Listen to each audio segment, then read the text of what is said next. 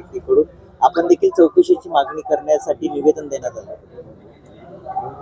अंबरनाथची निवडणूक सुरू आहे आणि एक उमेदवार म्हणून पवन वाळेकर यांच्यावरती हल्ला झालेला आहे आणि हा जो भ्याड हल्ला झालेला आहे त्याचा आम्ही निषेध करीत आहोत आणि निश्चितपणे अशा प्रकारचं कृत्य शांततेत निवडणूक चालत असताना घडणं हे चुकीचं आहे आणि त्याचा योग्य दिशेने आणि योग्य तो तपास व्हावा आणि जनतेसमोर जे सत्य आहे ते यावं याकरता आम्ही मागणी केलेली आहे।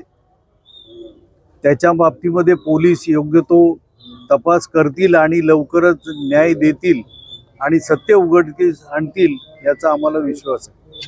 साहेब, फिर्यादी वाळेकर कुटुंबाचं नाव घेते या प्रकरणामागे त्यांचा अभ्यास कोणाला काय वाटतं त्याच्यापेक्षा कायदा काय म्हणतो आणि सत्य परिस्थिती काय आहे हे पोलीस शोधून काढतील आणि ते सर्व जनतेसमोर येईल।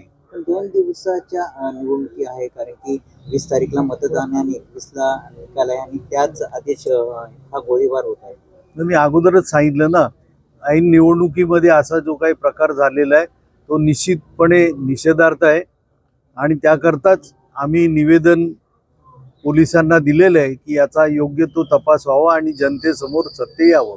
भययुक्त वातावरणात भय निर्माण करण्याचा प्रयत्न झाला, दहशत माजवण्याचा प्रयत्न सुरू आहे असं म्हटलं जातं। ते पोलीस तपासामध्ये दिसून येईल। अल्पावधीतच लोकप्रिय झालेला भारताचा बुलंद आवाज आपला Bharat channel subscribe, share, like आणि कमेंट्स करायला विसरू नका।